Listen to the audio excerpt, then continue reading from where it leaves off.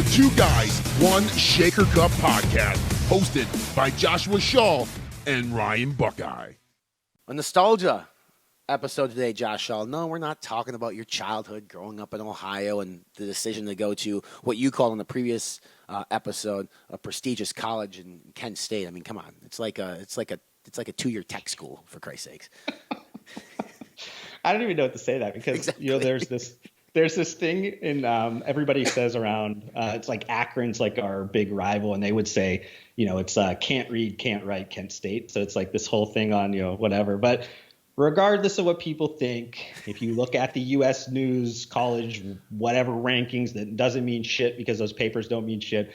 We do okay. Yeah. Kent State does okay. And you also write an okay size check to that publication to put you in the top 15 or whatever it is. So we get to, but nostalgia, we get to maybe take a trip down memory lane today and just doing more of an episode that, I mean, typically when we do these episodes, there's some sort of business spin on it. And this one's going to be kind of, I think, more fun. Sure, we can talk about the impact that said supplement maybe had on the space and in the category. But Josh and I want to go around and talk about our personal favorite dietary supplements that we've ever taken. And I asked Josh before the episode, does Cialis count? Because if Cialis counts as a supplement, my number one, baby. But and not 1, because 2, 3, of and 4. not because of like the old people take it for a certain reason. I mean, us bodybuilders take it because we like the pump. And then the secondary reason that associates the pump isn't a bad, quote-unquote, side effect of that supplement. I remember reading in, I don't remember what the book was called, but it was around the Balco. Oh, yeah, okay. Thing, and I can't remember what it was. It was all around that whole phase. And they were talking about Viagra being used in the Olympics and them kind of using the term like vitamin V, like that was the term for it or whatever. And I thought it was funny because the same thing, it's like it's used in two ways. Yeah, it's used for the sexual performance side of it, but it's also used, it's a pump type of thing, better than anything else that you're going to get. 100%. And a lot of those athletes are taking it because of that reason. Mm-hmm. And so, yeah, I mean, if you want to include it as a supplement, I mean, which brand actually did include it as a supplement several years ago? Didn't Craze, one of the pre-workouts, actually have Cialis in it? I think it might have been something else, but there has been a few of them that have done that. Some call it smart, some call it fucking stupid. I mean, it's smart until you get caught, and then it's fucking stupid. The FDA is listening to this, and they're like, we have to cancel culture this podcast. Yeah, see, I mean, we're like the fucking, what's that Netflix show? Cuties that's getting all the hype about being cancel culture, child pornography, stuff like that, right? Yeah. I guess that's what we are now. We're cuties of the podcast world. All right. I don't know how you want to do this. You want to do it category by category, but I think people are probably most interested in the pre-workout category because that's been fucking blown up to a crazy thing. But I think there's a lot of, like, there's protein, there's pre-workout, there's amino. There, in the case of Josh Shaw, like, there's anabolic steroids. So we could talk about any dietary supplement on the planet. But let's start with proteins because maybe they're not as exciting, but my God, Josh and I are old enough, and so are probably a lot of our listeners, to have used certain protein powders that it was a fucking chore to drink them down. It was hard. It was gross, but we did it because we want to be Joe Weider. We want to be Hulk Hogan, whoever the hell it is, but it was tough, man. Yeah, and it's funny because the product I had in that category, it was based around just the big leap in flavoring. And I'm going to say like BSN Synthesis because like if you remember when that came out, like that was the time frame when like products still tasted very bad, not cardboard. That great. So then when that product came out, regardless of what the macro content was, obviously there was a reason why it tasted so great. But when you tasted that, it blew everything else away. You were like, what the heck? Like, why am I drinking this crap, this other like stuff? And then I think that was the point where everybody started to realize like, oh, we're going to have to mess with some flavor systems here. And like it kind of brought everything up. So for me, like it was a big impact because I remember before that drinking things that just were not all that good. And it's funny because relatively, like if we say it doesn't taste really good and then maybe some of the old timers listening to this are going to say, you guys never had to drink this or whatever. Oh, yeah. You know, whatever. But like there were still levels to this. And I think that for me was like such a big level in between of them from like a taste perspective that brought all the other people's games they had to raise up. And now it's like if you taste a product that has like a couple carbs in it, and you go against synthesis, it literally tastes the same. Now you're like, wow, everything kind of tastes the same. It's interesting. Well, the consumer mindset went from taste to now quality, because quality didn't exist back then. Synthesis, it could have been sweet whey. I don't even know what it was, but back then it's like, finally something that tastes good. Eric Hart and the team at BSN did something. I think Eric was there during that time. Maybe not. We could talk to him, but like created something that people are like, wow, it doesn't taste like dirt. I mean, the whey proteins back, I mean, it's not even that long ago, man. I mean, honestly, like they didn't start getting good until like 2014-ish, 2013, 2012, somewhere in that area. Because I remember in college, I graduated college in 2009, and it still tasted like fucking garbage. It wasn't until shortly after that, like some of these good things came out. But it's just like, wow, now I can like drink something. Do you remember what the price point was? That did they put a premium price point on that because it tasted so good compared to like the GNC brand or whatever else was out there? I think so, because I think the serving size as a whole was bigger. So like per serving, I think we're a lot more than if you went out and even got the counterpart, I guess, after they bought them, like, Optimum Nutrition. And it's funny because when we were at that age, I remember like 5 pounds of protein was like $25. Yeah. Now it's double or almost triple that for a lot of brands. Right. For me, so I remember like the first protein I think I ever took in my life, I believe was MuscleTech's NitroTech, or a version of it. And it was yuck. I only took it because my brother had it when he was back in high school. But then in college, I took just the GNC brand, and then the Complete Nutrition had like a house brand at that point, I think it was Titan, which Titan still exists today. But it was like good, but not great. So then Gaspari had Milo Fusion cookies and cream, which I still think to this day is the best cookies and cream protein I've ever had in my life. I would buy tubs and tubs of that shit off of bodybuilding.com because it was so good. And I don't know what it was in it, but it was refreshing because like at that point I was a recreational bodybuilder, somebody who wanted to be bigger, but I didn't necessarily know how to do it. It was like, if I have to drink this stuff, I need something that's at least, you could say edible, but at least like taste better than ass. And, that was to me. So like, there wasn't anything special about the product. It does not exist anymore today. I don't know why or what the reason being is, but that flavoring system to me, which is hilarious because like in the protein category, we're going to spend all of our time talking about flavoring system for the most part. Because like it wasn't like, okay, this zero carb whey protein isolate came out, so now that's my favorite of all time because it had zero carbs. I don't give a shit about that kind of stuff. Yeah. I mean, like today in 2020, now like I mentioned earlier, it was like taste, and now it's like, oh well, this one's got 4 grams of carbs and this one has 2. Okay, like that's 8 calories. Chill the fuck out, people. Chill. Even if you're like a hardcore bodybuilder and you're gonna lose your shit over 8 calories, understand how the food industry works. And I don't mean to get on a tangent, but this is important. Yeah. Everything is based on the law of averages, people. Like that protein container that you're just consuming could actually have more than 4 grams of carbs. There could be 8 in that serving. It's a law of averages. Like based on everything calculated over a period of a lot, like it should average what that is. But you could get a higher concentration. In that deal, that's anything from protein powder to food to whatever it might be. Like it's what you read on a box is not 100% factual. It's meant to be, but it's not. So just chill out.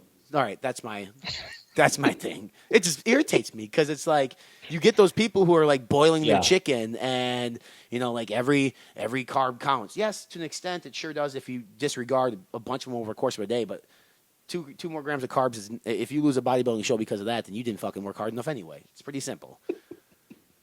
It's like delusion because I always laughed at all that because I think to myself, like, first of all, you have absolutely no idea how many calories you're burning during your workout. Yeah. Like, so that variable you don't know anything about. Plus, they're the first people that'll go to like Chipotle and just take the word of the nutrition facts on their website when you have no idea how many, point something grams extra that scoop was over the other one. Yeah, right.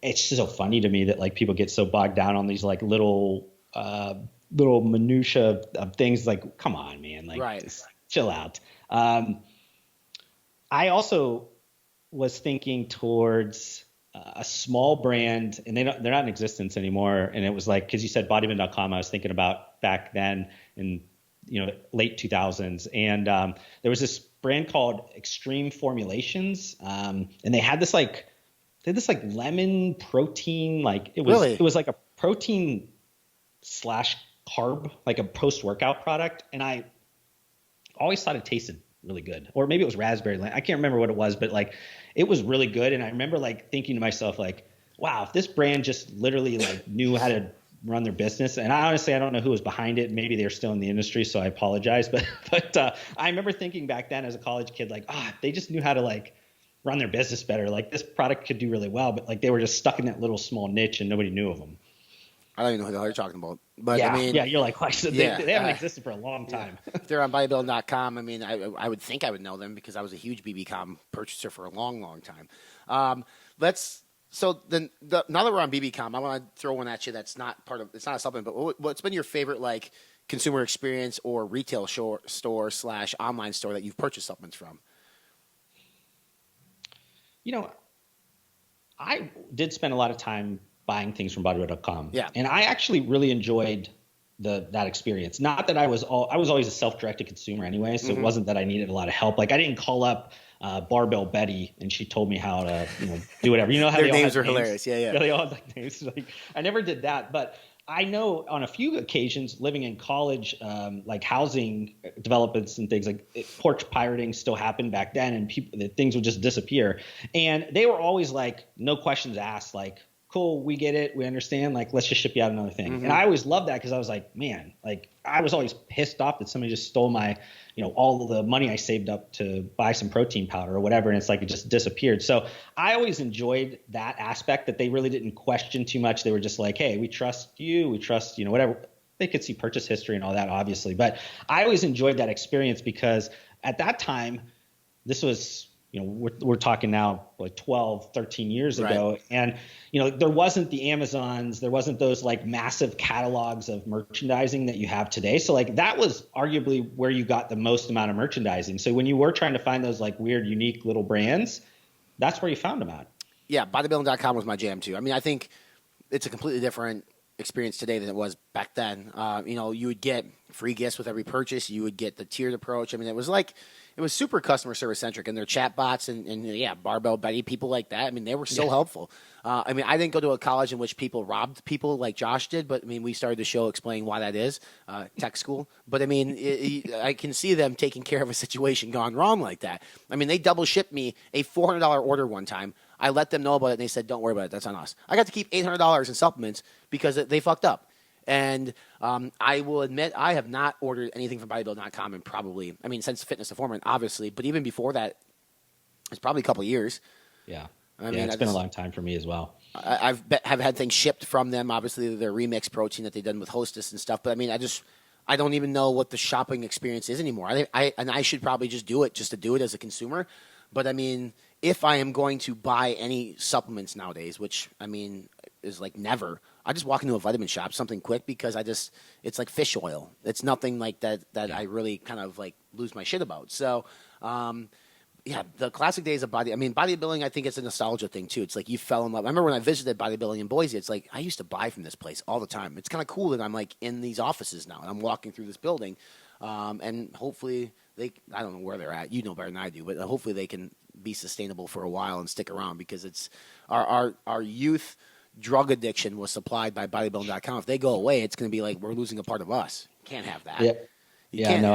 I agree. It's like in any piece of content I've ever created over the last few years on bodybuilding.com, it's like even if I'm hypercritical on certain strategic moves, I always make sure that I bring back to that point of like, if it wasn't for them, I wouldn't even be able to talk like this, because I wouldn't have had a start into any of this. So I always kind of attribute that, and I've told Ryan DeLuca that and everything like that. So it's been one of those things where I've always kind of thought of that, and I wish them always well, because I hope that I don't have to tell somebody 20 years ago or 20 years from now, like, oh yeah, I got my start this way, and they're like, what is that? I don't know. That sounds so silly. Like there was a website called bodybuilding.com. You were on the message boards, and your screen name was what, Josh? It's like, so if you start, so I hope they can sustain and continue their business, but you just never know. Right.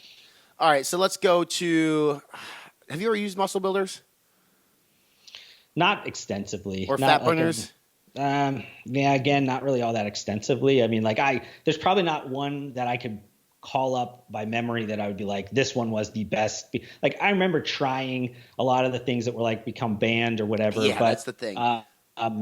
like I just was never a heavy user of any of those. I was always like a small kid growing up. So like I was not necessarily, at least on the fat burner side, I wasn't buying like the, the Lipo 6 whatever, or the ephedra this or that or whatever. That wasn't like a product category that I did take some of those maybe for like the energy in college, just because it was, energy drinks wasn't as big of a thing, and I had access to maybe some of those types of capsules or something. Sure. But I used it like that. And the same on like the muscle builder type of side, just because I was never attaining to be like a bodybuilder or whatever. Those things were never like the first thing I pulled, or were like, oh, I need to get these things. Yeah, just on the topic, there's two fat burners that I knew that there was something in them that was not, shouldn't have been in it.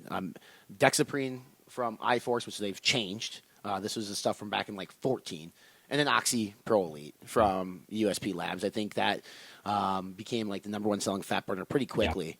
Yeah. And it was actually, and then Mike Roberto and I've had this conversation too. It's actually one of the only fat burners I can remember in which I actually truly believed worked. Like, and maybe it's because it's had a bunch of DMA in it or whatever, right? Just like, but it was an interesting time because that came out at the same time like Jack came out, and it was just like those two SKUs just carried that fucking company to crazy high levels.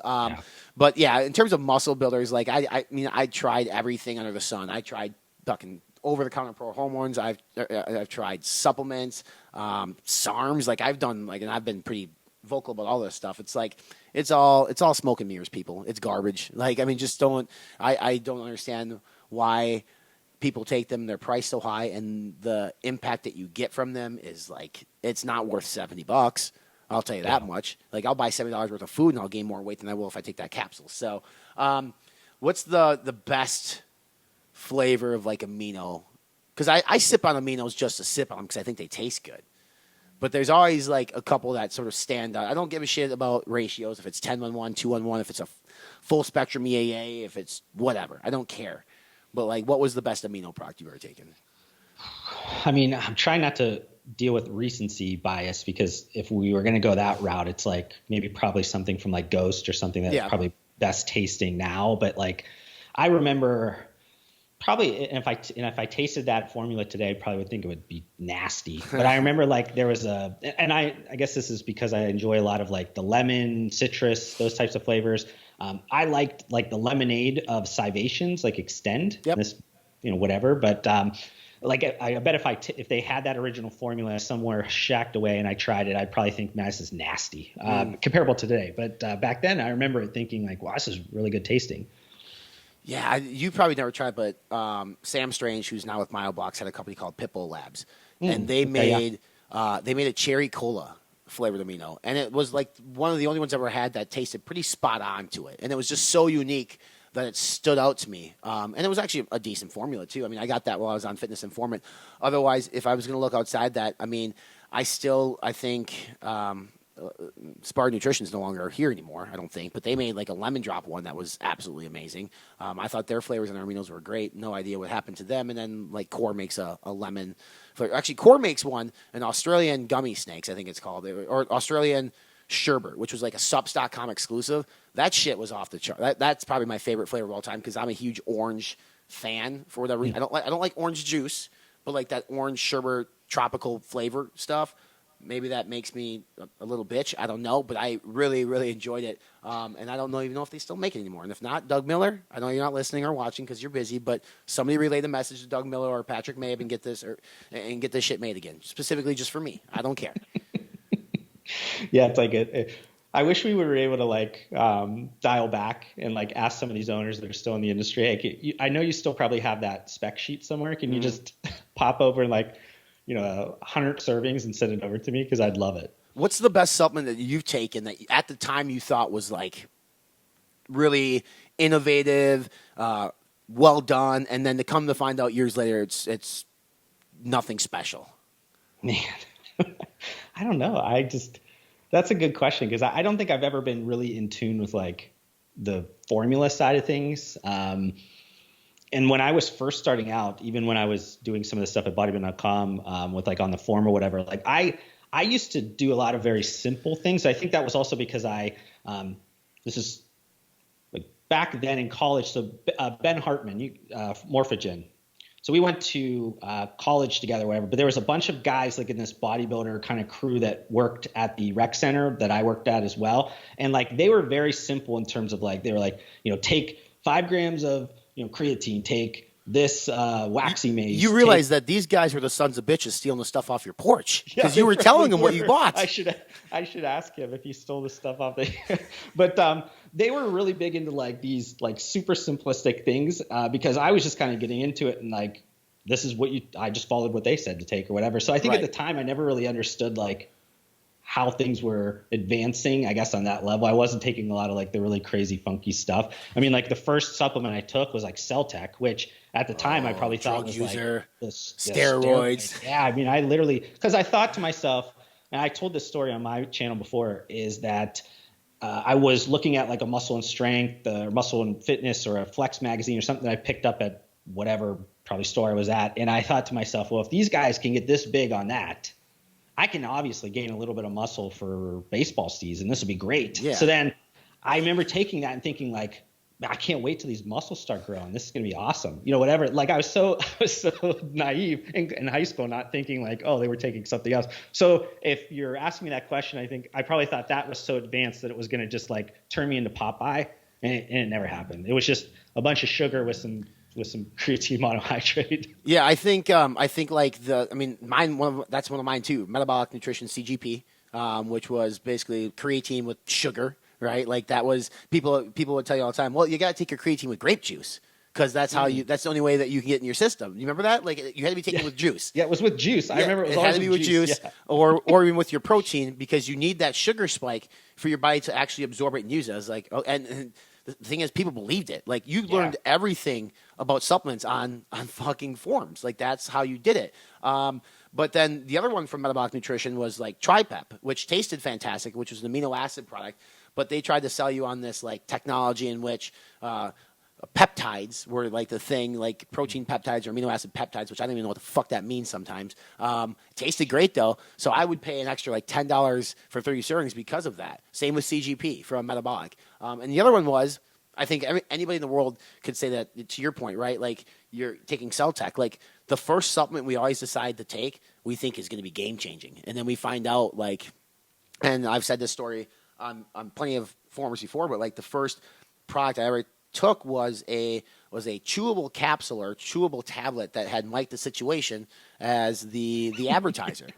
And I'm thinking, I'm in the gym, I'm hearing these guys talk about these tablets that they're getting from the local nutrition store. I'm like, yeah, but I got the Situation stuff over here. You guys ain't got shit.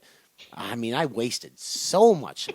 And that's why I created Fitness Informer, to try to help people like idiots like me who looked at the Situation, who loved Jersey Shore, because that's what I did. And I bought that stuff. So that's the best that I got in terms of that. So, let's go to the popular category. I think we'll probably spend some time on this and walk down memory lane. But, protein's always been essential, but I think pre-workouts have been the most fun category for us to try in our youth, in our elder years. So let's just say, what's the first pre-workout that you remember ever taking? I'm fairly, I guess, confident that I think the first one that I took, at least the first that I bought in my own money, was Explode. That was the first one I bought, and this was in college. And I remember it very distinctly because me and my roommate, we went halves on it because we were broke and whatever. This is how we did. Me and my roommate were broke. So we went in there, and I remember we also got this was like shaker cups were kind of like even starting to be a thing. I remember we went in there, we got it, we shook it up.